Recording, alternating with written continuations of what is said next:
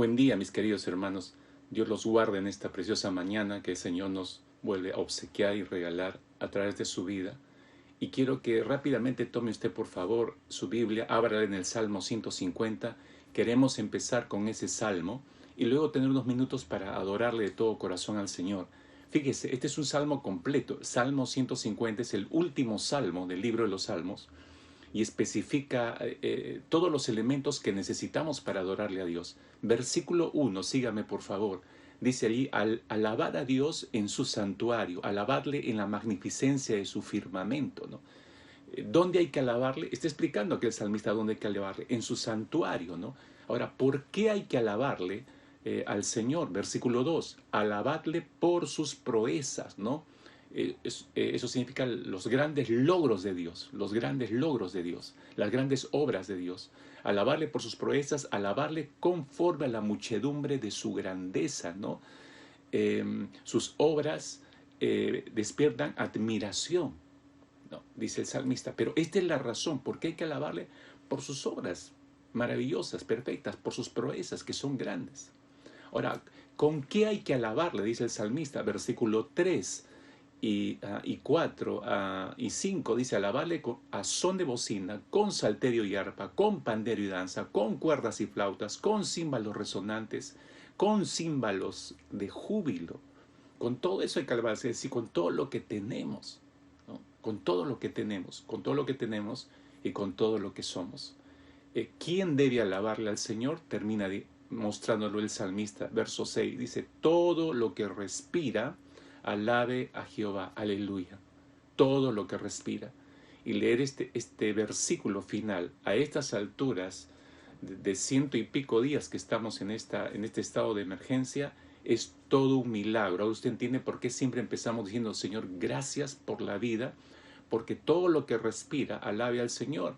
Mientras tengamos vida, tenemos que hacer eso. ¿Cómo no alabarle al Señor? ¿Verdad? Así que empecemos esta mañana con esto en mente, ¿no?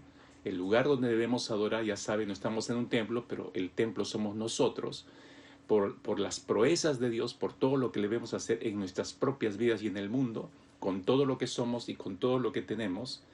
¿Por qué? Porque todo lo que respira, alabe al Señor. Oremos ahí. Padre, de verdad que te alabamos con todo nuestro corazón. Solamente los vivos podemos alabarte y adorarte. Y los vivos no solamente en el sentido de aliento de vida para respirar y vivir, sino los que hemos sido resucitados con Cristo Jesús a una nueva vida.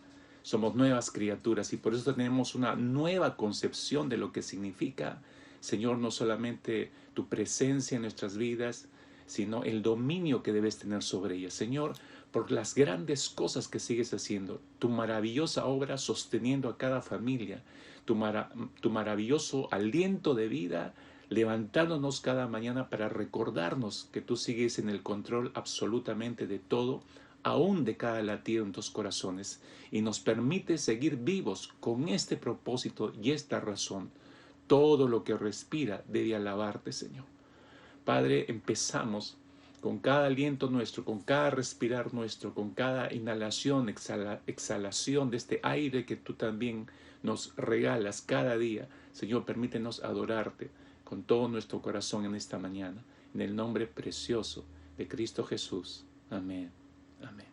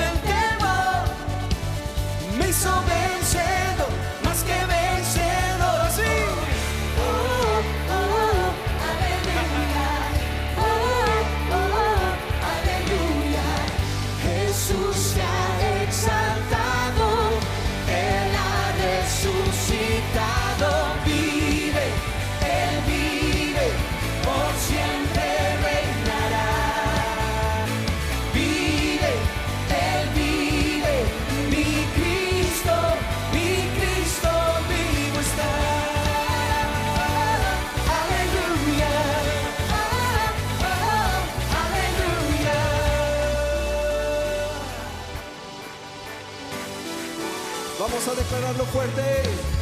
Él resucitó, brilla como el sol, fuerte, consumió el temor, me hizo vencedor, más que vencedor.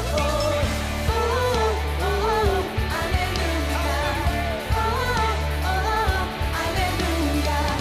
Jesús se ha exaltado, Él ha resucitado, vive, Él vive, por siempre reinará. Vive, Él vive, mi Cristo vive, vive, Él vive, por siempre reinará. Vive, Él vive, mi Cristo vivo está.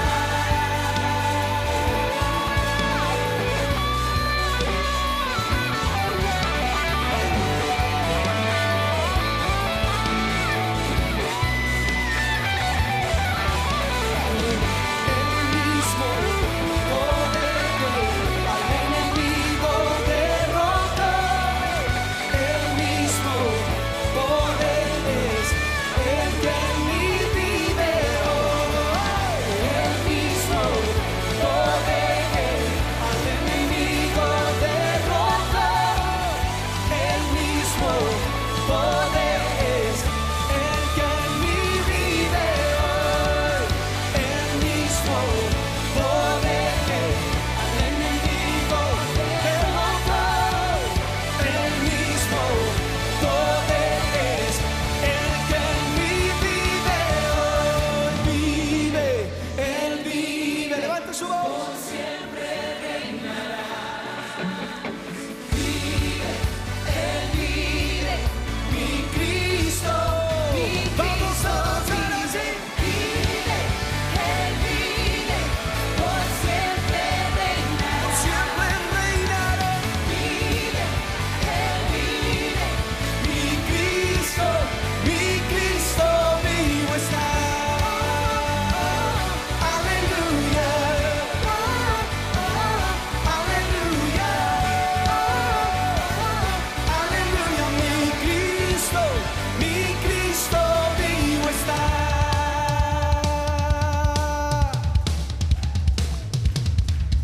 Aleluya.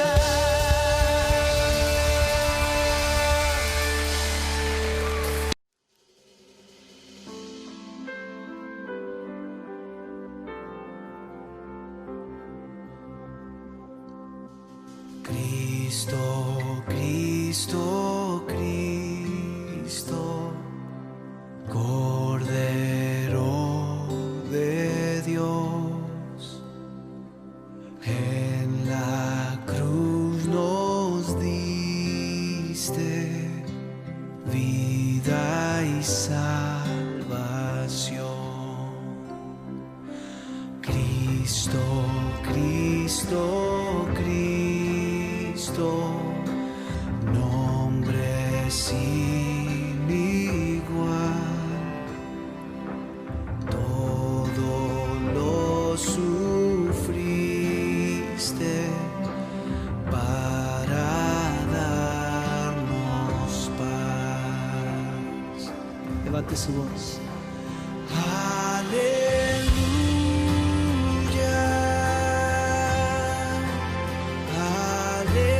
aleluya, Salvador, Redentor, Cristo.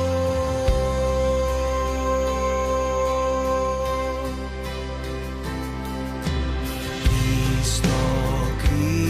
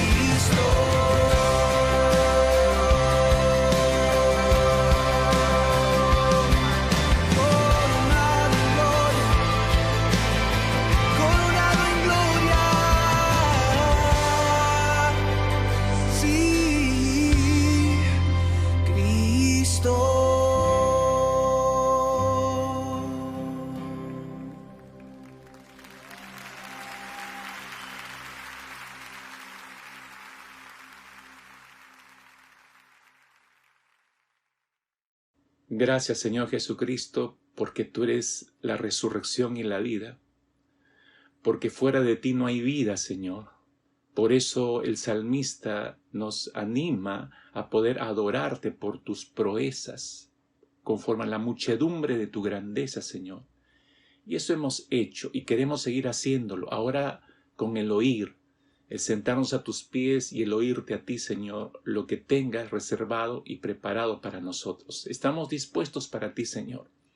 Por favor, tómanos por tu espíritu, que tu palabra no solamente hable a nuestro corazón, sino que también llegue a todos nuestros amigos que están conectados con nosotros desde cualquier latitud de este mundo y también puedan ser bendecidos con tu palabra, Padre.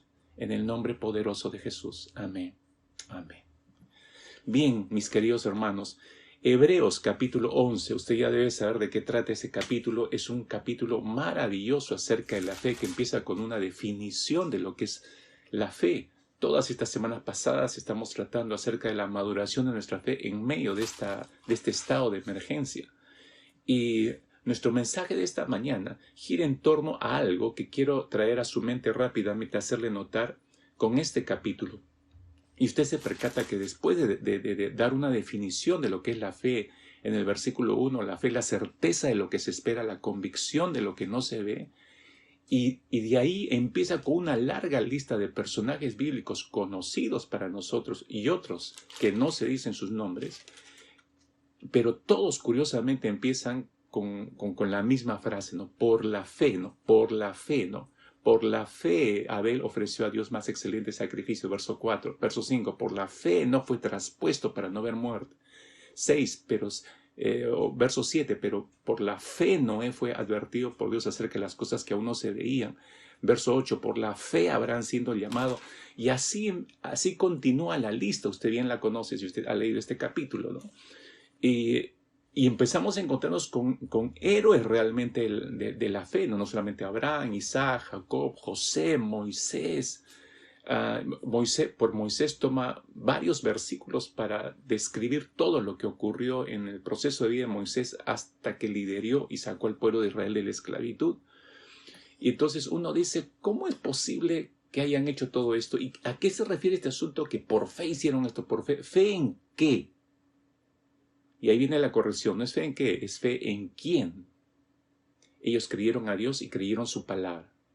Pero casi ya cerrando este capítulo tremendo, y este es el punto al que quiero llevarle, nos aclara en base a qué se mueve esta fe. Creerle a Dios, sí, pero ellos creían en Dios, por supuesto que sí. Esa creencia en Dios hizo que le creyeran a su palabra, por supuesto que sí, ¿no? Pero dentro de lo que creían, ¿qué es lo que los motivaba a seguir adelante, incluso enfrentar la muerte sin temor? En realidad enfrentar la muerte sin temor, porque usted se da cuenta, lo llevo hasta el versículo 33, dice que por fe conquistaron reinos, hicieron justicia, alcanzaron promesas, taparon bocas de leones. Apagaron fuegos impetuosos, evitaron filo de espada, sacaron fuerza de debilidad, se hicieron fuertes en la batalla, pusieron en fuga ejércitos extranjeros. Las mujeres recibieron sus muertos mediante resurrección, subraya eso. Mas otros fueron atormentados, no aceptando el rescate, a fin de obtener mejor resurrección. Otra vez aparece esa palabra clave ahí, resurrección. Otros experimentaron vituperios, azotes y más de estos, prisiones, cárceles, fueron apedreados, aserrados, puestos a prueba, muertos a filo de espada, anduvieron de acá para allá, cubiertos de pieles de ovejas y de cabras, pobres, angustiados, maltratados. Verso 39, y todos estos, aunque alcanzaron buen testimonio mediante la fe, no recibieron lo prometido. Oiga, y si no lo recibieron, entonces, ¿por qué seguían perseverando? Entonces eran obstinados, tercos. No, había algo que los sostenía. Retrocedo al verso 35, donde doblemente se repite esta palabra clave. Resurrección, hermanos. Resurrección. Nuestro tema en esta mañana tiene que ver con esta gran doctrina bíblica, ¿no? Por eso hemos titulado el tema La fe en la resurrección. Fe del creyente maduro en la resurrección. La fe en la resurrección. El tema de resurrección es un gran tema a lo largo de toda la Escritura, y digo Antiguo y Nuevo Testamento al mismo tiempo. El término resurrección, permítame partir por aquí, el término resurrección traducido del griego, aún de su traducción del latín también, significa levantarse, alzar, resurgir, renacer. Eso significa, y hace referencia a la acción evidentemente de resucitar, es decir, de dar nueva vida, nuevo aliento de vida a la persona que ha muerto. Entendida obviamente en las Escrituras, primero como un rescate del Seol. ¿Qué es el Seol? El lugar de los muertos. En algunos casos la palabra se utiliza en las Escrituras como un retorno a la vida anterior. Decía, un nuevo aliento de vida, ¿no? Murió, pero vuelve a tomar aliento de vida. Dios le da nuevo aliento de vida. Pero también se entiende, hay pasajes que nos hacen ver la continuidad hacia la vida eterna, la resurrección, pero resurrección para vida eterna, ¿no?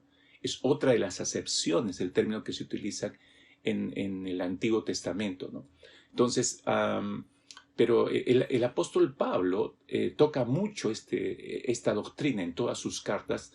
De sus 13 cartas, en la mayoría de sus cartas, este tema está siempre presente. Es un eje medular en sus predicaciones, ¿no? ¿Por qué? Y cito uno de los textos en una de sus cartas, 1 Corintios, capítulo 15, versículo 14. Pablo escribió y dijo, y si Cristo no resucitó, vana es entonces nuestra predicación, vana es también nuestra fe. Ahí está el texto sobre el cual yo estoy diciendo que por eso la resurrección es un eje medular en todas las cartas del apóstol Pablo. Porque si la resurrección fuera una ficción, no fuera cierta, mis queridos hermanos y amigos, fíjense en lo que está diciendo Pablo acá. Si Cristo no resucitó, entonces es vana nuestra predicación, porque vana sería nuestra fe. ¿En qué estamos creyendo entonces? ¿En un mito? La resurrección no es un mito, mis hermanos. La resurrección no es un cuento de ancianas, no es parte del folclore de muchas naciones o países que se transmiten a través de cuentos, a través de historias. No, absolutamente no. Si Cristo no resucitó, vana es entonces nuestra predicación, vana es también vuestra fe, les dice a los Corintios el apóstol Pablo. Y eso nos alcanza a nosotros. Entonces, la resurrección no es ficción, ocurrió en realidad, los hechos están registrados bíblicamente, ¿no? Y existe una tumba vacía. Existe una tumba vacía, mis hermanos. Nos causó a mi esposa y a mí una emoción tremenda. Usted no ve la tumba, obviamente, en el lugar donde se piensa que estuvo la tumba de Jesús. Hay construcciones, hay toda una iglesia construida encima de toda esta zona arqueológica, ¿no? Lo que la gente ve o pretende tocar es sobre lo que se supone donde estuvo enterrado Jesús. Hay un templo, como le digo, y hay una tremenda piedra rectangular colocada en ese lugar debajo de un altar. Entonces la gente llega hasta ahí y toca la piedra, ¿no? Algunos piensan que están tocando la misma tumba del Señor, pero está muchos metros por encima de lo que fue la tumba del Señor, si ahí estuvo enterrado. Entonces, pero es emocionante de todas maneras estar en el lugar donde ocurrió la resurrección de Jesús. Mis hermanos, eso te insufla en el corazón una reafirmación tremenda de nuestra fe en Cristo Jesús. Y una convicción tremenda en lo que hemos estudiado y hemos aprendido a través de las Escrituras. Entonces, el tema de la resurrección es un tema capital para nosotros los creyentes. Y yo diría más aún en estos tiempos, mis hermanos, que estamos viendo la muerte a diario. El dolor de muchos familiares y de muchas familias partiendo. Y el dolor tiene su lugar, indudablemente. Pero ¿dónde está puesta nuestra esperanza? Si esa persona conoció a Cristo, le sirvió al Señor y murió en Cristo Jesús, mi hermano, tenga la plena certeza y la seguridad, no solamente que, como decimos, está en la gloria del Señor, está en una vida mejor, eso es cierto, pero hay una promesa que esa persona, ese hermano, esa hermana, resucitará, escuchará el llamado del Señor donde quiera que esté, y su cuerpo será nuevamente tomado por el Señor y será transformado y resucitará para vida eterna. Tenga la seguridad que sí. Y lo digo para alentar el corazón de todos nosotros, en realidad.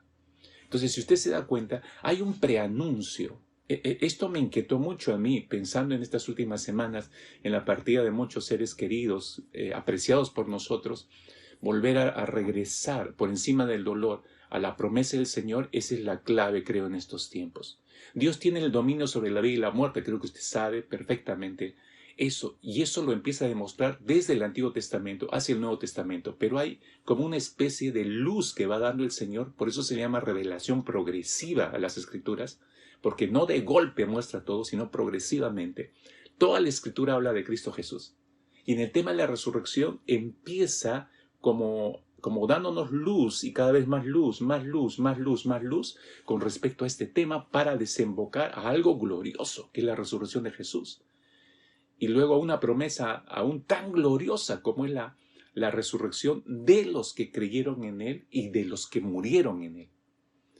Entonces, déjeme llevarlo este panorama así rapidísimo porque cada uno de estos textos representaría todo un mensaje en realidad, pero déjeme darle un panorama acerca de lo que le estoy diciendo, esta revelación progresiva en este tema que Dios nos da. En el Antiguo Testamento, el tema de la resurrección es puntual. En realidad hay 3 casos de resurrección que encontramos en el Antiguo Testamento debidamente registrados. El primer caso lo encontramos en Primera de Reyes, capítulo 17. Es todo un mensaje que nosotros predicamos basándonos en ese texto, en Primera de Reyes 17. Recuerdan, ahí se describe la resurrección del hijo de la viuda de Sarepta. Aquella viuda donde un tiempo de hambre el profeta Elías fue enviado por Dios. Recuerdan, me dijo, primero prepara para mí la torta y luego para ti, para tu hijo. ¿Se acuerdan? Ok, ese es el primer registro de resurrección, ¿no? El hijo de la viuda de Sarepta, que luego de este capítulo de prepararla y la mujer nunca se acabó, es un milagro de Dios. Y de pronto su hijo enferma y muere, y le recrimina todavía al profeta, ¿no? Pero este es el primer registro de una primera resurrección en el Antiguo Testamento. Un segundo registro de una segunda resurrección en el Antiguo Testamento está registrada en Segunda de Reyes, capítulo 4. Segunda de Reyes, capítulo 4. Es la famosa resurrección del hijo de la Sunamita. La Sunamita, que no se dice su nombre, ¿por qué es Sunamita? Porque era de Sunam, en un lugar geográfico, ¿no? A ese lugar llegó el profeta Eliseo, guiado por Dios. ¿Quién era Eliseo? Fue el discípulo del profeta Elías. Cuando Elías es arrebatado, Eliseo asume, es llamado al ministerio profético y fue preparado para eso.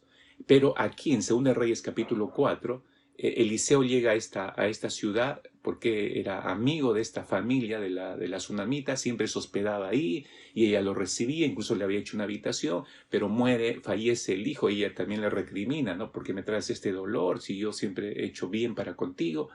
No entendía los planes del Señor, pero bueno, Dios le concede la resurrección de su hijo a través del profeta. Esa es la segunda resurrección que vemos en el Antiguo Testamento. La tercera resurrección registrada en el Antiguo Testamento es un asunto bien peculiar en Segunda de Reyes capítulo 13. Usted puede leerlo con calma. Segunda de Reyes capítulo 13, versículo 20 y 21. Usted encuentra el cuadro de un grupo de personas que están yendo a enterrar a alguien. No dice si es familiar, es amigo, pero están llevándolo a enterrar a este cadáver de este hombre. Entonces de pronto aparece una banda de asaltantes. Entonces la gente angustiada para no ser agredida o robada, agarran el cadáver y no tiene mejor idea que lanzarlo. Yo creo que no sabían hacia un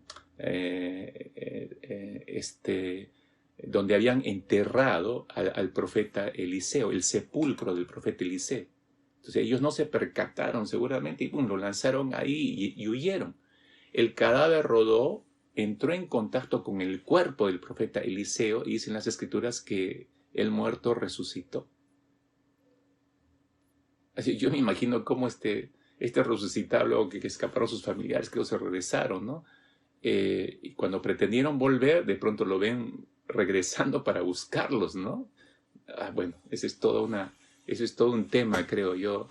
Qué gran sorpresa habrán recibido todos ellos, ¿no? Pero esa es la tercera resurrección registrada en el Antiguo Testamento.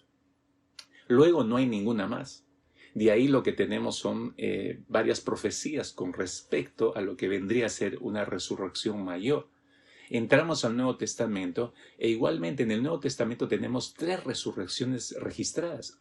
La primera resurrección registrada en el Nuevo Testamento está en Marcos capítulo 5 y en su pasaje paralelo del Evangelio de Lucas capítulo 8, el mismo acontecimiento, es la resurrección de una niña de 13 años de edad, hija de un hombre llamado Jairo. Resulta que Jesús, después de haber estado en Galilea, en un lugar llamado Gádara, al borde del mar de Galilea, expulsa a varios demonios que había en un hombre, el famoso endemoniado gadareno. Entonces, después de esto, cruza la orilla y pasa al otro lado del mar de Galilea, y nos dice textualmente el Evangelio que después de esta sanidad, esta expulsión de estos demonios a este hombre, cuando cruza el Señor al otro lado, en el otro lado llega un personaje, Jairo, sale y lo alcanza el Señor Jesucristo. Jairo era el jefe de una sinagoga del lugar, y le ruega a Jesús y le dice: por favor, Señor, mi hija está a punto de morir, ven, impón tus manos sobre ella para que se salve. Le pide que obre sobre su hija. Entonces Jesús va y dice: ok, vamos a tu casa, ¿no? Vamos a tu casa. Cuando se está movilizando Jesús, viene un siervo de Jairo y le dice: ya no fastidies al Señor, ya tu hija murió, acaba de fallecer. Entonces la trágica noticia lo agarra como un balde de agua fría Jairo, ¿no? Pero Jesús igual va a su casa. Esto es interesante. Jesús está escuchando la noticia. Jesús va igual a su casa. Esto en Marcos capítulo 5, versículo 39, entra a la casa y Jesús pregunta: ¿por qué este alboroto y tanto llanto? Porque todo el mundo estaba llorando, gritando. ¿Por qué? Y hace una aseveración que nadie la cree: la niña no está muerta, sino está dormida. Esa es una expresión muy sublime para tratar la muerte en boca de Jesús. Y luego los apóstoles la aprendieron. No hablan en las cartas. Pablo, por ejemplo, no habla de morir, habla de dormir en el caso de los creyentes. Entonces se burlan de Jesús, pero Jesús pide que todos salgan, se queda solamente con los padres y con 2 de sus discípulos. Toma la mano de la niña ahí en su lecho de muerte, toma la mano de la niña y le dice: Talita cumi. Talita cumi, Marcos capítulo 5, versículo 41. Esa frase se traduce, porque estaba hablando en arameo el Señor, se traduce como: niña, te digo, a ti te digo, levántate. Niña, a ti te digo, levántate. La estaba llamando, la llamada de la muerte. El Señor de la vida estaba poniendo un alto a la muerte y estaba llamando a la vida a esta niña de 13 años o de 12 años. La joven de 12 años se levantó prácticamente al instante. Entonces se levantó y se dirigió hacia sus padres. Los padres solamente quedaron fuera de sí, dicen los evangelios. Jesús les hace una petición que parecería extraña en este primer registro de esta primera resurrección en el Nuevo Testamento. Jesús les pide que no cuenten a nadie. Eso es muy difícil porque toda la gente ahí afuera ya les ha venido y está muerta, ¿no? Pero Jesús le dice: no digan lo que ocurrió, ¿no? Y den de comer a su hija más bien.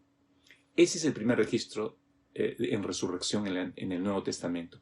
Un segundo registro de una segunda resurrección la encontramos en Lucas capítulo 7. Lucas capítulo 7, a partir del versículo 11 hacia adelante, ¿no? Y este es otro joven, digamos. Este es el hijo de una viuda, ¿no? El hijo de una viuda en una localidad llamada Naín. Mire, Jesús acababa de sanar al hijo del centurión cuando va camino de la ciudad llamada Naín. Y es interesante ver cómo Jesús, a este centurión que le vino a suplicar por su siervo, cómo Jesús sanó a la distancia a este siervo. No llegó a la casa de este siervo. Le explico esto rápidamente. En tiempos de Jesús, según la ley mosaica, el que tocaba a un pagano, un gentil, quedaba contaminado. Entonces Jesús no violenta la ley, él respeta la ley, pero no deja de tener misericordia. No toca a ese gentil, pero lo sana a la distancia, ¿no? El Dios de la vida es el Dios de los tiempos, el Dios de las distancias. No hay distancias para el Señor, él opera igual. Entonces, él sigue camino a la ciudad de Naín, como le decía, entra a esta ciudad, ve una muchedumbre que está saliendo para enterrar al hijo de una viuda. Entonces, él ve todo el cortejo fúnebre, ve a las viudas, a la viuda llorando, obviamente, al lado del féretro del hijo. En aquellas épocas, la situación de estas viudas era trágica, ¿no? Frecuentemente se veía muchas viudas que quedaban en el desamparo. Y como no había sistemas de ayuda social en ese tiempo, cuando una mujer quedaba en estado de viudez, quedaba totalmente desamparada. Lo único que le quedaba era dedicarse a la mendicidad o a que algún familiar le acogiera por benevolencia y misericordia, ¿no? Entonces, este hijo que dice que era el único que la sustentaba a la madre, murió. Jesús entiende rápidamente todo el cuadro cuando la ve a ella nada más con el cadáver allí. Entonces Jesús se compadece de esta viuda y toca el féretro, todo el mundo se detiene y luego igual le llama a este muchacho a la vida. Detiene a la muerte y llama a la vida. Y este muchacho se levanta, resucitó. Segunda resurrección registrada en las Escrituras. Tercera resurrección en el Nuevo Testamento, Juan capítulo 11, esa la debe recordar fácilmente, es en la casa de su amigo Lázaro, amigo de Jesús. Pero Jesús llega, entre comillas, 4 días retrasado. Para las hermanas, retrasado, ¿no? Ya estaba sepultado, ya estaba cerrada la sepultura. Le avisan a Jesús que Lázaro ha fallecido cuando él está no a una gran distancia, está a corta distancia en realidad en otra localidad. Pero sin embargo Jesús recibe la noticia y aún espera 2-3 días más. Eso llama la atención, que el Señor espere tanto tiempo y no es por casualidad. Los judíos consideraban que había que esperar con una persona fallecida, debían esperar 4 días del fallecimiento para asegurarse que esa persona realmente estaba muerta, porque podía haber entrado en un estado de cataléptico, como conocemos ahora médicamente hablando. Podría estar en ese estado cataléptico y luego volver a respirar, ¿no? Pero por eso esperaban 4 días y ya el anuncio de la descomposición les confirmaba que realmente estaba muerta esa persona. Era una costumbre en ese tiempo, ¿no? Entonces Jesús espera esos 4 días. ¿Por qué espera Jesús esos 4 días? Porque Él quiere que todos estén totalmente convencidos y que no haya ninguna duda de que Lázaro estaba muerto para la gran obra de resurrección que Él iba a hacer. Y usted sabe, llega el Señor donde lo pusieron, Lázaro, ven esa famosa frase, y Lázaro sale, ¿no? Y Lázaro sale de su tumba, ¿no? Entonces, usted se fija, hasta este punto hay 6 resurrecciones, Antiguo, Nuevo Testamento, 6 resurrecciones individuales de 6 personas que después de haber muerto fueron vueltas a la vida por el poder de Dios, el Dios de la vida, para retomar sus cuerpos mortales en esta vida. Pero igual estas 6 personas tuvieron que volver a morir y ser enterradas. Estas resurrecciones representan el anuncio de una resurrección muy diferente, mayor, mucho más poderosa y perenne, ¿no? La de Cristo Jesús. Por eso decía, las resurrecciones del Antiguo Testamento van ya dándonos una luz. Sorprende, obviamente, a la gente. Wow, están resucitando gente que ha muerto. En el Nuevo Testamento se vuelve a ratificar esto y ya con Jesús presente. Pero está aumentando la luz de las Escrituras para desembocar en la persona de Cristo. Siempre va a desembocar en la persona de Cristo, porque en Él está nuestra esperanza. Pero a esto quiero sumar no 2, 3 nuevas resurrecciones, no dice el número, sino es un cuadro sorprendente, mis hermanos. 3 días antes de la resurrección de Jesús sucedió un hecho muy particular que está registrado en el Evangelio según San Mateo, capítulo 27. Mateo, capítulo 27, versículo 50 hacia adelante. 27, 50 hacia adelante. Dice así el evangelista Mateo: mas Jesús, habiendo otra vez clamado a gran voz, entregó el Espíritu. Está en la cruz Jesús. Llegó el final de Jesús. Muere sobre la cruz. Dice, y he aquí, el velo del templo se rasgó en 2. De arriba a abajo se rasgó en 2. Y la tierra, dice, tembló. Y las rocas se partieron. Y se abrieron, dice, los sepulcros. Y muchos, subraya eso, muchos cuerpos de santos que habían dormido. Eso de santos que habían dormido se refiere a gente que murió creyendo en el Salvador, en el Mesías, no cualquier gente. Muchos cuerpos de santos que habían dormido se levantaron y salieron de los sepulcros después de la resurrección de Jesús y vinieron a la ciudad, a la santa ciudad, y aparecieron a muchos. Yo no me imagino ese cuadro, mis hermanos, de verdad no me imagino ese cuadro. Y tampoco los más jóvenes, bueno, no tan jóvenes, en su mente imaginen el mismo Thriller, salieron de sus tumbas todos ahí con las carnes cayéndose y asustaron a la gente. No, salieron, digamos, enteros, ¿no? Bien, ¿no? Regresaron y se reencontraron con sus familiares. Obviamente salieron para ir a sus respectivas familias. Esto debe haber sido tremendo. Después de que Jesús resucitó primero él. Ahora, eso es todo lo que dice el pasaje de Mateo. No hay más referencias ni explicaciones de esa resurrección colectiva, ya vemos, porque no dice el número, dice muchos. Una resurrección colectiva. Yo no podría aventurarme a decir, mis hermanos, en esta mañana si estos santos fueron resucitados solo físicamente o para vida eterna. No voy a entrar en ese tema ahora, pero sí hay un punto notable que es preciso mencionarlo ahora. Según el texto de Mateo, la resurrección sucedió al momento de la muerte de Jesús. Salieron de sus sepulcros todos estos santos, pero dice el texto, después de la resurrección de Jesús. Después de la resurrección. Esto parece indicar que pudieron haber resucitado para vida eterna y por esa razón salieron hasta después de que Jesús resucitara. De esta manera se mantiene íntegra la declaración de que Cristo es la primicia, que Cristo siempre va a ser la primicia de la resurrección, el primer resucitado de entre los muertos en un cuerpo glorioso que no volvería a ser destruido. Este es el clímax de las figuras de resurrección.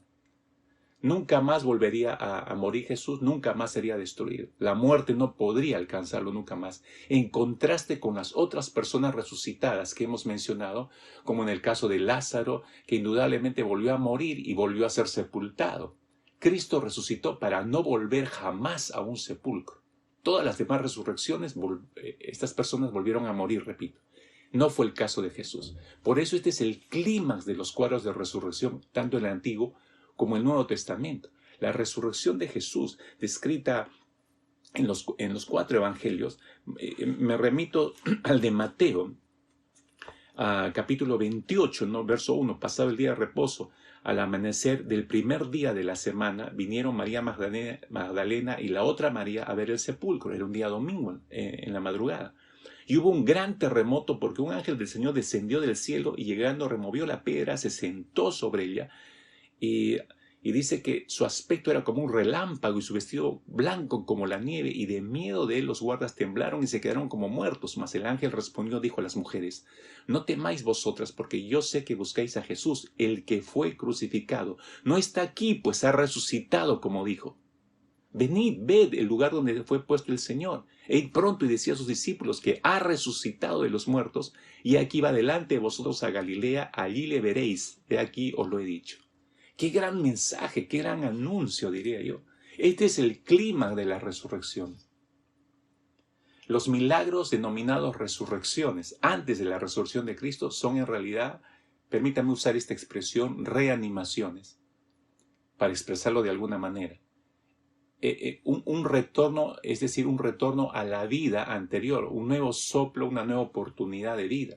La hija de Jairo, como la hija de la viuda de Naín, la resurrección de Lázaro, todos ellos todos ellos tuvieron esta experiencia, ¿no? De volver a la vida, una nueva oportunidad, un nuevo aliento de vida. Pero la resurrección de Jesús representa el triunfo definitivo sobre la muerte. Todos los anteriores resucitados tuvieron que volver a experimentar la muerte. Jesús no. Es el triunfo definitivo sobre la muerte, como dice el apóstol Pablo, ¿no? En su carta a los Romanos. Capítulo 6, versículo 9. Romanos 6, 9. Pablo dice que Jesús, una vez resucitado de entre los muertos, ya no muere más. Así que desde ahora la muerte ya no tiene poder sobre él. Y si no la tiene sobre él, no la tiene sobre nosotros, hermanos. Aunque muramos. Hay una promesa que va por encima de cualquier muerte para todos los hijos de Dios, para todos los discípulos de Cristo. Es de la resurrección. Los apóstoles, obviamente, usted ve las cartas apostólicas, y los apóstoles, todos ellos predicaban acerca de la resurrección. era parte del fundamento del mensaje predicado por cada uno de los apóstoles, porque ellos habían sido testigos de la muerte y de la resurrección de Jesús. Entonces, ¿cómo no hablar de esa experiencia, no? Vemos en la Biblia cómo el apóstol Pedro, por ejemplo, inmediatamente después de la llenura del Espíritu Santo, Hechos capítulo 2, ¿no? Versículo 4, en plena fiesta de Pentecostés viene el Espíritu Santo y llena a todos ellos. El mensaje que empieza a predicar el apóstol Pedro, registrado a partir del versículo 16 hacia adelante. Está todo el mensaje del apóstol Pedro hasta el versículo 40 del capítulo 2 del libro de los Hechos. ¿De qué habla el apóstol Pedro? Obviamente trae a la conciencia de la gente que aquel que crucificaron es el Mesías, realmente era el Hijo de Dios. Pero Pedro toca el tema de la resurrección en ese mensaje. Predica y habla sobre la resurrección, citando al rey David, el cual habló proféticamente acerca de Jesús y de la resurrección de Jesús. Fíjese lo que dice en el mensaje predicado del apóstol Pedro, hace referencia a la cita del rey David, ¿no? En uno de sus salmos, Hechos capítulo 2, versículo 31, Hechos 2, 31, dice, viéndolo antes, se refiere a David, Pedro, viéndolo antes, habló de la resurrección de Cristo, que su alma no fue dejada en el Hades, ni su carne vio corrupciones. Pedro está hablándoles a los judíos acerca del rey David, que proféticamente ya había visto la resurrección de Jesús. Y luego agrega en el versículo 32, a continuación, dice, a este Jesús resucitó Dios, de lo cual todos nosotros somos testigos. Mire cómo, y usted revisa el mensaje de Pedro, y hay hasta unas 4 referencias a la resurrección. Y lo usa como un eje medular en el mensaje. Ahora, no solamente el apóstol Pedro, porque estoy empezando desde el primer mensaje, después de que partió Jesús, el primer mensaje predicado ya contiene la doctrina de la resurrección predicada. Y luego usted va hacia las cartas paulinas, y todas las cartas paulinas, como decía, las 13 cartas paulinas enfatizan en la resurrección de alguna forma. Ahora, nosotros tenemos un registro de las cartas paulinas, porque después del libro de los Hechos se encuentra la carta de los Romanos, y nosotros creemos que es la primera carta que escribió el apóstol Pablo, y luego la primera de Corintios, segunda de Corintios fue la segunda carta que escribieron Pablo, y la tercera, etc. Pero ese no es el orden, en nuestras Biblias ese no es el orden en que aparecieron las cartas. El año 51 después de Cristo, el apóstol Pablo escribe la primera carta a los tesalonicenses. En realidad, la primera carta que aparece en el ámbito del cristianismo es Primera de Tesalonicenses, no es Romanos, no es Corintios. Ahora, es la primera carta no escrita por Pablo, es la primera carta que ha quedado para conocimiento nuestro. Al parecer Pablo escribió otras cartas anteriores que no se han descubierto y no han llegado a nuestras manos, pero la primera carta, digamos, que tenemos en conocimiento nuestro es la primera carta a los tesalonicenses, dirigida a esta comunidad de cristianos en Tesalónica, y que fue fundada, esa congregación, en el año 50 por el propio Pablo en persona. Este es el texto más antiguo del Nuevo Testamento, y ya se define por escrito, por escrito alguno de los, en esa carta Pablo describe los pilares dogmáticos más importantes del cristianismo en esa carta. Y estoy hablando de esta carta aún antes de la aparición de los evangelios. Los evangelios fueron escritos posteriormente, en el año 70, 80. Entonces, la primera carta, el registro material que se tiene en el mundo cristiano es esta carta del apóstol Pablo a los tesalonicenses. Y esa carta ya tiene tema muy fuerte, apunta hacia la doctrina de la resurrección. Quiero leer con ustedes Primera de Tesalonicenses capítulo 4, versículo 13 y 14, en una versión un poco diferente a la que tiene usted, pero esta es la idea. Primera de Tesalonicenses capítulo 4, versos 13 y 14, dice el apóstol Pablo: hermanos, les dice, no queremos que ignoren lo que va a pasar con los que ya duermen, o con los que ya han muerto, en realidad está diciendo, pero está hablando de los creyentes que murieron creyendo en Cristo Jesús. ¿no? No quiero que ignoren, dice, lo que va a pasar con los que ya duermen, para que no se entristezcan como esos otros que no tienen esperanza. ¿Acaso no creemos que Jesús murió y resucitó? Así también Dios resucitará con Jesús a los que han muerto en unión con Él, dice el apóstol Pablo. Le explico un poco. Los cristianos de ese tiempo creían en la resurrección de los muertos. La mayoría de los creyentes en las iglesias cristianas creían en la resurrección de los muertos. Pero les preocupaba, porque no tenían toda la revelación todavía completa, les preocupaba que frente a la inminente segunda venida de Cristo, entonces algunos de sus seres queridos morirían sin haber recibido a Cristo como su Señor y Salvador, por un lado. Pero por otro lado les preocupaba que si Cristo viniese en esos momentos en que ellos estaban viviendo, muchos de sus hermanos en Cristo o familiares creyentes que habían muerto no tendrían la oportunidad de ver al Señor en su manifestación gloriosa. Entonces, por eso Pablo trae a su conocimiento nueva revelación respecto a esto. Entonces les dice, regreso a 1 Tesalonicenses capítulo 4, versículo 15 hasta el versículo 17. Pablo les dice lo siguiente: conforme a lo dicho por el Señor, se remite a lo ya enseñado por el Señor Jesucristo. Dice Pablo, afirmamos que nosotros, los que estemos vivos y hayamos quedado hasta la venida del Señor, la segunda venida del Señor, de ninguna manera nos adelantaremos a los que ya han muerto, dice. El Señor mismo descenderá del cielo con voz de mando, con voz de arcángel y con trompeta de Dios, y los muertos en Cristo resucitarán primero. Está mencionando el orden de las resurrecciones.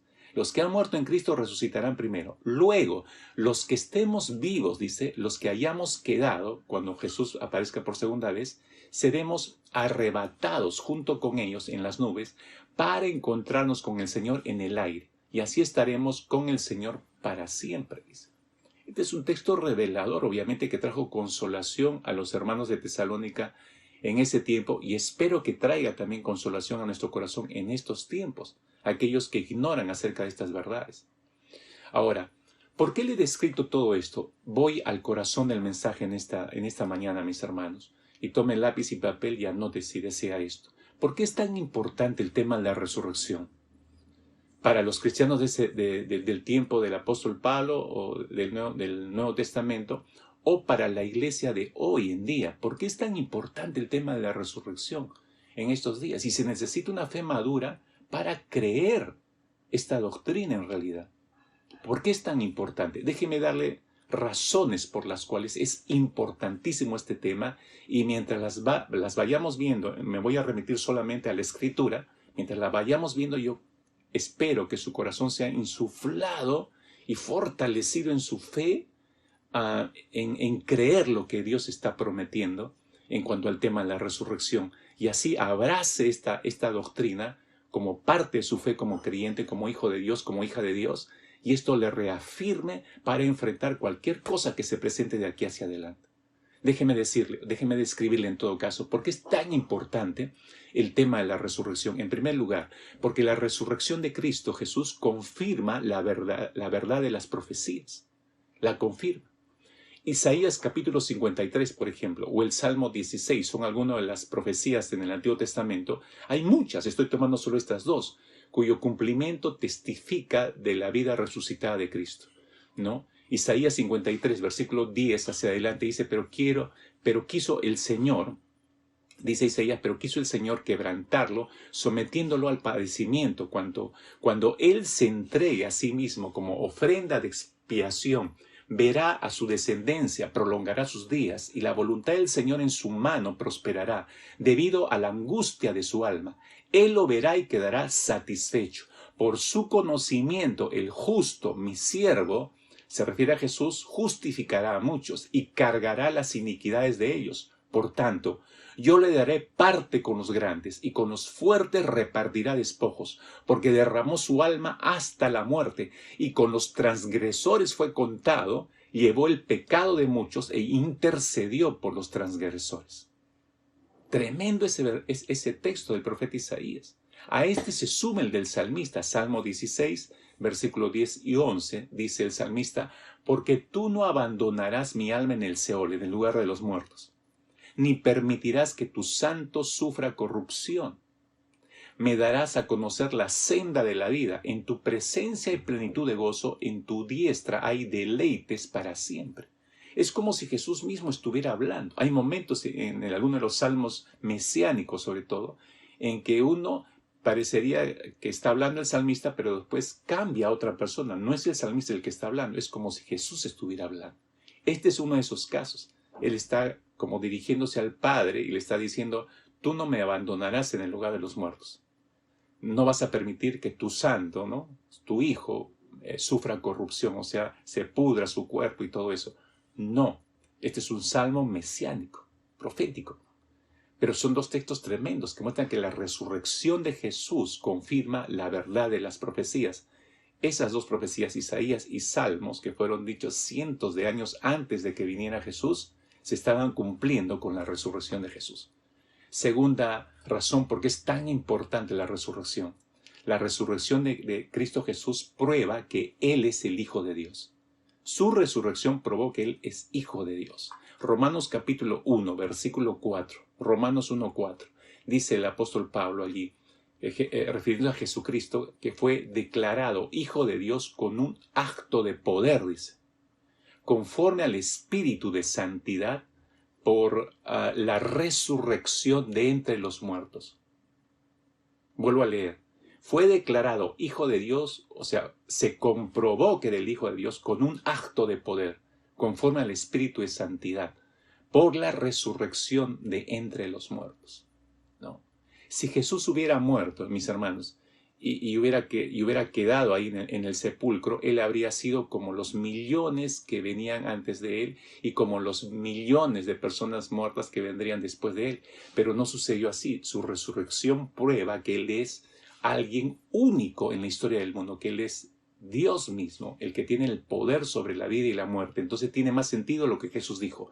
Nadie me quita la vida, yo la pongo de mí mismo cuando quiero y cuando yo quiero la vuelvo a tomar. Solo Dios puede decir eso. La resurrección de Cristo nos comprueba que Él es el Hijo de Dios, que es Dios. En tercer lugar, una tercera prueba, la resurrección de Cristo, Jesús, demuestra que Él venció la muerte. Venció la muerte, que se le llama el postrer enemigo en las Escrituras. La muerte es el enemigo de la humanidad. Como un escritor dijo, no es el que nos iguala a todos, a ricos, a pobres, porque cuando uno muere, ya no es ni rico, alcanza a todos, no respeta condición social. La muerte es el enemigo de la humanidad y es al mismo tiempo el castigo justo por los pecados de cada uno de nosotros. Es lo que dice Pablo y desarrolla ese concepto en su carta a los Romanos. El índice de mortalidad, mis hermanos, siempre será 100%. Es decir, todos vamos a morir. Ningún monto de esfuerzo, poder o riqueza podrá ayudarnos a escapar de esa experiencia que es la muerte. Todos vamos a morir en algún momento. Ahora, Cristo resucitó porque la muerte no podía retenerlo. No tenemos que temer el castigo que viene después de la muerte. Me refiero a los que conocemos al Señor y tenemos una relación con Él. No debemos temer, mis hermanos, porque hemos sido librados de todo ello. Y podemos apegarnos a las mismas palabras del apóstol Pablo cuando escribió a los Corintios, 1 Corintios, capítulo 15, versículo 55 hacia adelante, dice el apóstol Pablo, por eso, ¿dónde está, oh muerte, tu victoria? ¿No? ¿Dónde está, oh sepulcro, tu aguijón? El aguijón de la muerte es el pecado y el poder del pecado es la ley. Pero a Dios gracias, dice Pablo, que nos da la victoria por medio de nuestro Señor Jesucristo. Las primicias de la resurrección son las que preanuncian nuestra resurrección. Eso es precioso. Si vemos la vida en esa dimensión, entonces no temeremos hacia el futuro. No temeremos a lo que nos pueda ocurrir. Si acaba nuestra vida con la muerte, no, mis hermanos. Tenemos una vida preciosa después de esta. La muerte solamente es la puerta de ingreso a esa preciosa vida. Cuarta prueba de que la resurrección de Cristo es importante. La resurrección de Cristo Jesús significa que somos justificados ante Dios. Dice el apóstol Pablo en Romanos capítulo 4 versículo 25, el cual fue entregado por nuestras transgresiones y resucitado para nuestra justificación. Por causa de nuestros pecados la humanidad está separada de Dios, somos enemigos de Dios. y la humanidad es incapaz de tener una relación con el Señor. La palabra de Dios dice que éramos por naturaleza hijos de ira, porque hemos quebrantado la ley de Dios, vivimos en ese quebrantamiento de la ley de Dios, y por causa de su justicia Dios tiene que derramar su ira a los que han quebrantado su ley. Si no tuviéramos un Salvador, mis hermanos, que nos rescatara de esta situación, no pudiéramos alcanzar la oportunidad de tener una relación con Dios como Él quiere. Por nosotros mismos no podemos. Justificación, escúcheme, justificación significa prueba de la justicia de alguien. Prueba de la justicia de alguien. Cuando Jesús muere en la cruz del Calvario, Él tomó nuestro castigo para que pudiéramos ser justificados delante de Dios Padre. Entonces, la resurrección confirma que Dios aceptó el sacrificio de Cristo por nuestros pecados y nos da acceso a una relación con Él. Nos permite entrar en una relación con Él por la obra de Jesús en la cruz y su resurrección victoriosa contra la muerte y el pecado. La resurrección de Jesús significa que somos justificados ante Dios, ¿no? Si Él no hubiera resucitado, no tendríamos esto. La resurrección, por otro lado, también, en quinto lugar, la resurrección de Cristo Jesús significa que los creyentes estamos unidos con Cristo, unidos con el Señor Jesucristo. Cuando nosotros creemos en Cristo, entramos en una unión espiritual con Él por medio de la fe. La unión con Cristo significa que cuando Dios nos mira, Él nos ve cubiertos por la sangre de su Hijo. No ve nuestra pecaminosidad, sino ve la justicia de su Hijo Jesucristo que nos está cubriendo. Significa que nosotros hemos muerto con Él y por eso vivimos con Él, como dice el apóstol Pablo. Pero Dios nos está viendo a través de la justicia de Cristo. Porque si se quitara eso, nos vería tal como somos, hijos de ira, enemigos de Dios, cuerpo de pecado, ¿no? Pero qué bueno que la sangre de Cristo nos cubre y su resurrección acredite el hecho de que ahora nosotros podemos ser tratados como hijos. Esa unión solo es posible a través de la resurrección de Cristo. Si Cristo no hubiera muerto y no hubiera resucitado, no tendríamos esa cobertura, mis hermanos. 1 Corintios capítulo 1, versículo 30, dice el apóstol Pablo: mas por Él estáis vosotros en Cristo Jesús, el cual nos ha sido hecho por Dios sabiduría, justificación, santificación y redención. Pero dice, nos ha sido hecho justificación, nos está cubriendo y Dios nos ve así. Por otro lado, la resurrección de Cristo en sexto lugar significa que Dios derrama el Espíritu Santo en los corazones de los que creen. Después de la resurrección y ascensión de Cristo Jesús a su gloria, Él mandó el prometido Espíritu Santo para continuar su trabajo en esta tierra. El ministerio terrenal de Cristo continúa hoy en día a través de sus discípulos, a través de nosotros, en quienes mora el Espíritu Santo. Cristo ayudará a su pueblo por el Espíritu Santo, Él lo prometió así, dándoles fuerza, convicción, guía para vivir una vida que agrade a Dios. Así que, exaltado a la diestra de Dios, va a decir en su primer mensaje el apóstol Pedro, ahí en Hechos capítulo 2, versículo 33, Pedro está diciendo, así que exaltado a la diestra de Dios y habiendo recibido del Padre la promesa del Espíritu Santo, ha derramado esto que ustedes ven y oyen. La promesa del Espíritu Santo. La resurrección de Cristo significa que Dios va a derramar su Espíritu sobre los corazones de aquellos que creen en Él. Pero en séptimo lugar, la resurrección de Cristo nos da una esperanza viva. Y voy desembocando al corazón de todo este mensaje, mis hermanos. La resurrección de Cristo Jesús nos da una esperanza de vida. Los cristianos tenemos una esperanza tremenda porque nuestros pecados han sido borrados y somos justificados delante de Dios. Hemos pasado de ser enemigos de Dios a hijos perdonados por Dios con una herencia eterna que nadie puede quitar, nadie puede arrebatar. No hay una noticia mejor, hermanos. En estos tiempos, sobre todo para los creyentes, no hay una noticia mejor.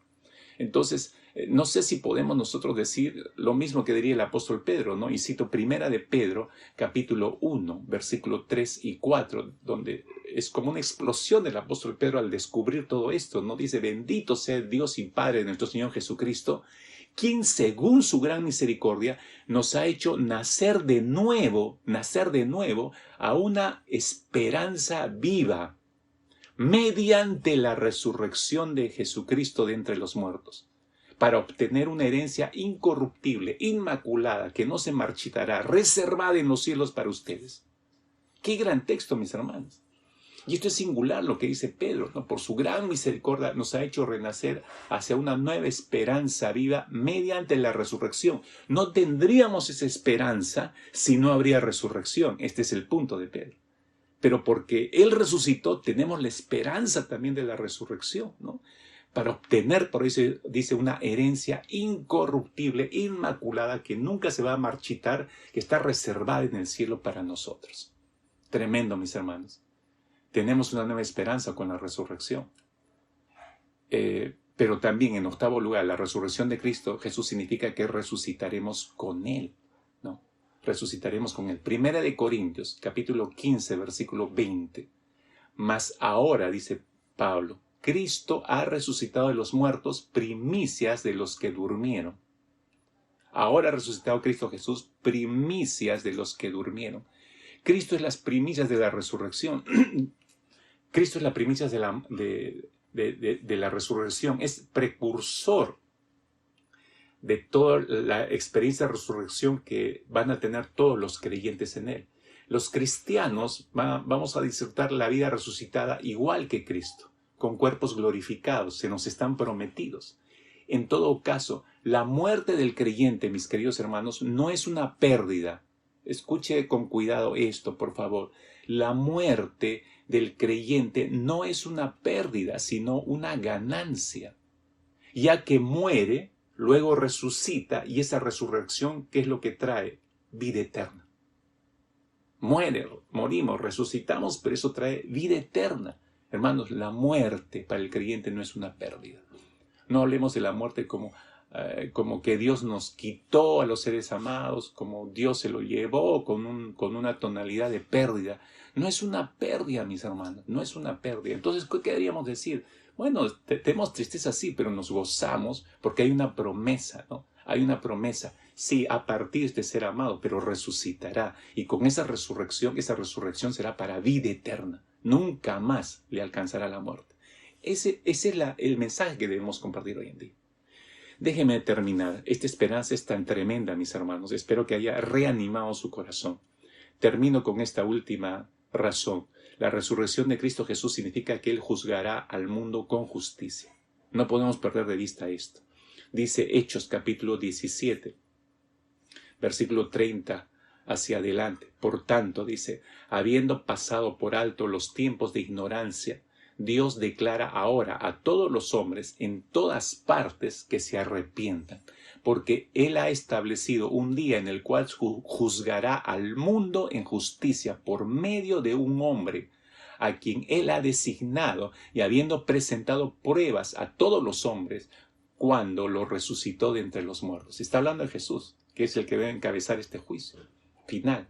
Un día, está diciendo acá las Escrituras, un día las personas del mundo, todas las personas serán juzgadas por las cosas que han hecho. Los que no creen serán responsables de su desobediencia contra Dios, enfrentando la condenación eterna delante de Dios y siendo enviados al infierno, que es un lugar real.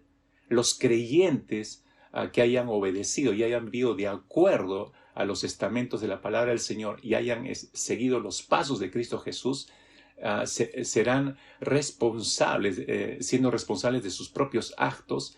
En base a ellos seremos juzgados ante el Señor también, pero disfrutaremos en forma diferente de la vida eterna junto a Él. La señal que Dios nos dio para confirmar su juicio fue la resurrección de Cristo Jesús de los muertos. Si usted no cree en el Señor Jesucristo, entonces este juicio debe de causarle un temor profundo. Usted se va a enfrentar al juicio de Dios y va a sufrir una eternidad en el infierno, recibiendo el castigo que merece por sus pecados. Pero este juicio no tiene que ser algo temible para los que sí abrimos una relación con el Señor. No, no debemos temer eso, porque de eso hemos sido librados. Más bien debe haber un gozo. Por fin nos vamos a vivir el resto de la eternidad con el Señor. Hay una manera de obtener el perdón y vida eterna en Cristo. ¿Cuál es esa? Crea usted. Crea en el Señor Jesucristo, arrepiéntase de sus pecados y empieza a vivir para Él. Cuando creemos nosotros en Jesús, recibimos todos los beneficios de su resurrección. Nuestra fe en Cristo es lo que nos une a Cristo Jesús y nos ayuda a recibir el perdón de nuestros pecados. Una persona que continúa en la incredulidad asegura el juicio de Dios sobre esa persona y asegura su ingreso al infierno. Es este el punto, mis hermanos, y termino con esto en esta mañana.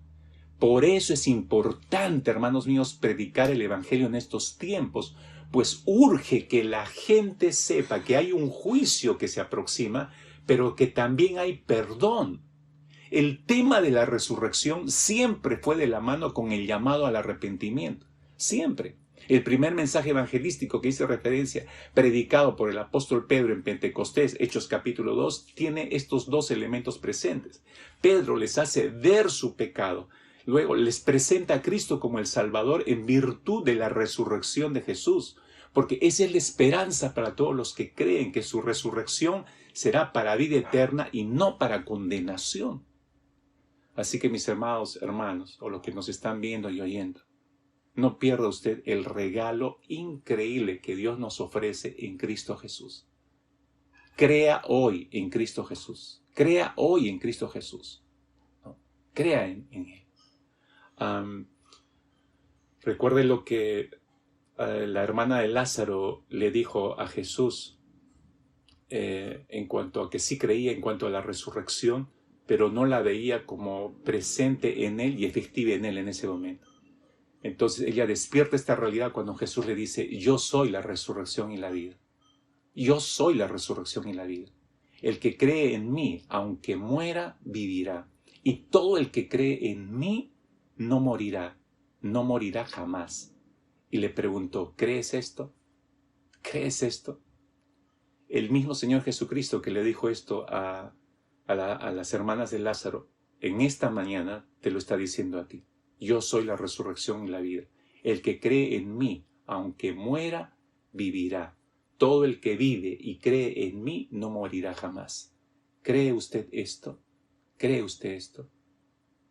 Oremos ahí, por favor.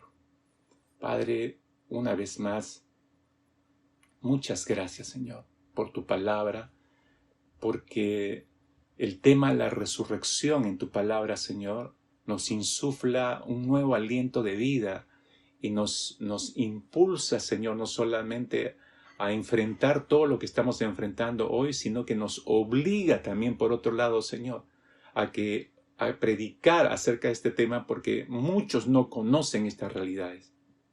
Están dejándose arrastrar por el dolor, la desesperación, la depresión, la falta de esperanza, porque no creen en ti, Señor. Ayúdanos a ser buenos proclamadores de esta verdad, Padre, así como lo hizo el apóstol Pedro, que podamos predicar acerca de que la vida está en ti, pero que hay una resurrección a futuro, Señor, así como habrá un juicio a futuro. Y si uno no quiere experimentar el juicio para muerte eterna y que su resurrección sea para muerte eterna, debe acogerse a los beneficios del Evangelio de salvación que es en Cristo Jesús. Padre, oramos en esta mañana por todo aquel que necesite de Cristo Jesús, pueda estar recibiéndolo en su corazón, aceptando su condición de pecado, creyendo que Cristo es el Hijo de Dios enviado para salvación nuestra y para perdón de nuestros pecados, recibiéndole en su corazón como su Señor y Salvador. Oramos, Señor, que tú sacies esa necesidad personal y particular, pero por sobre todo, le des la convicción hoy a todos los que nos han escuchado, por tu palabra, les des la convicción de que hay una vida después de la muerte y que habrá una resurrección o para vida eterna o para condenación. Oramos que sea para vida eterna a todos los que nos están escuchando. En el nombre precioso de nuestro Señor Jesucristo, Señor, porque tú vives, es que nosotros vivimos.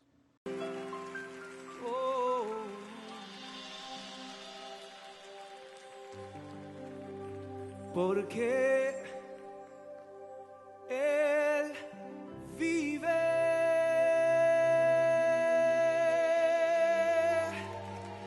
Triunfaré mañana,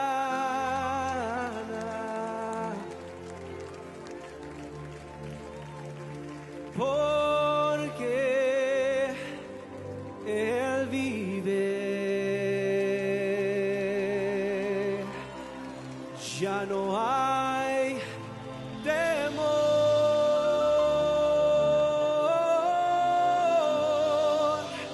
porque yo sé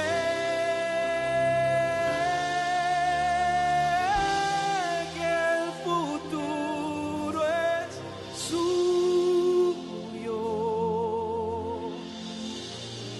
La vida vale más y más solo por Él.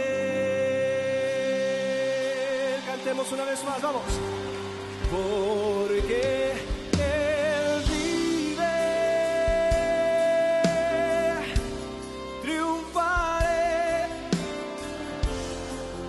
Oh, porque Él vive, porque Él vive.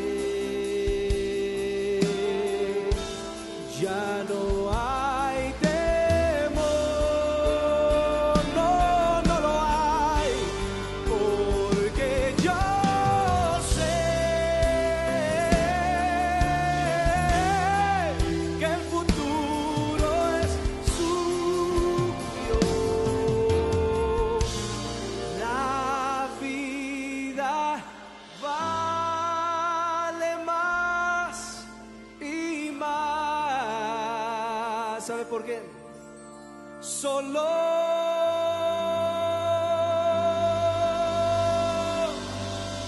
por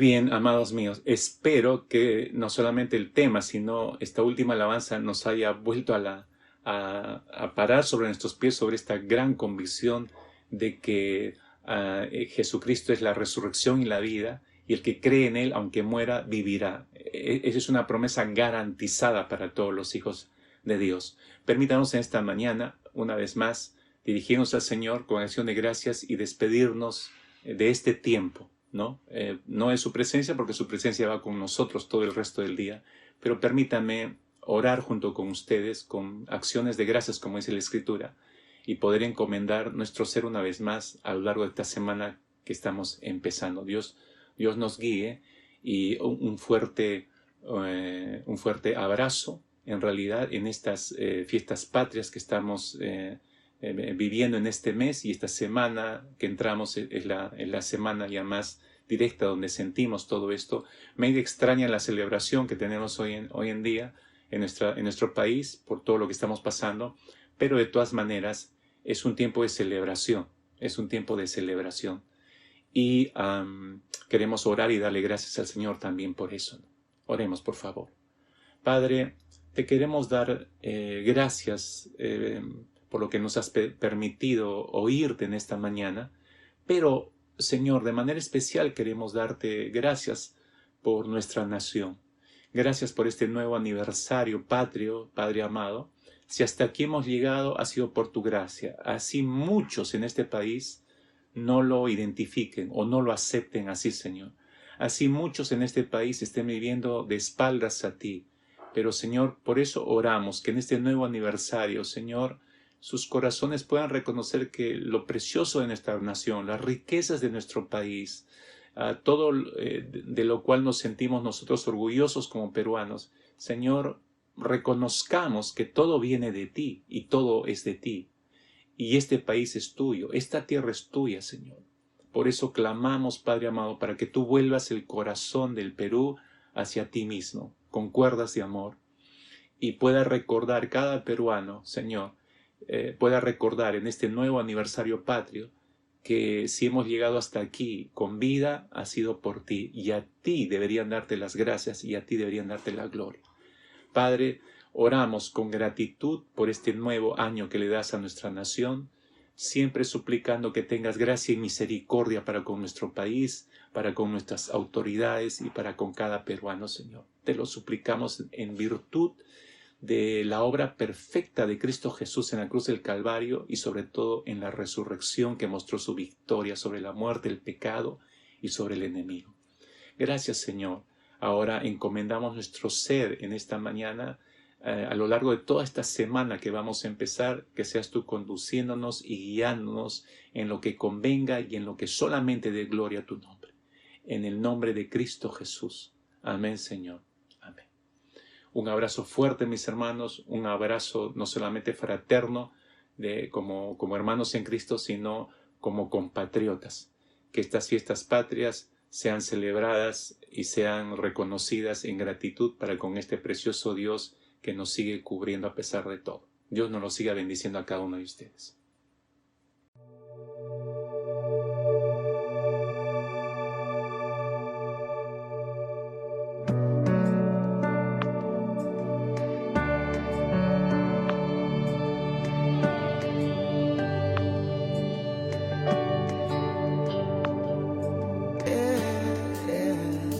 Eres Dios de este pueblo, Eres rey de esta gente. y Señor de naciones. Mi Dios, eres luz en tinieblas, Esperanza del pobre. y la paz del cansado. Mi Dios, no hay nadie como nuestro Dios. No hay nadie como nuestro Dios.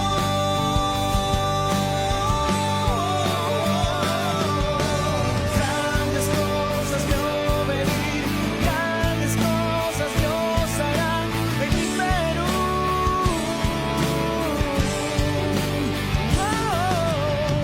Grandes cosas vio venir, grandes cosas Dios hará en mi Perú.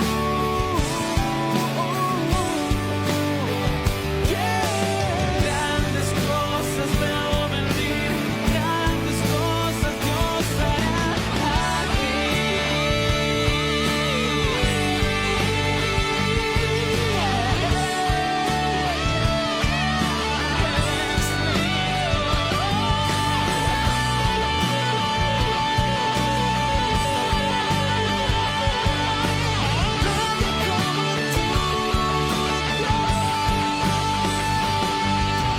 No hay nadie como nuestro Dios. No hay Muchas personas que no conozco dicen que oran por el Perú, dicen que oran incluso por las autoridades, que oran por el presidente. Gracias por orar.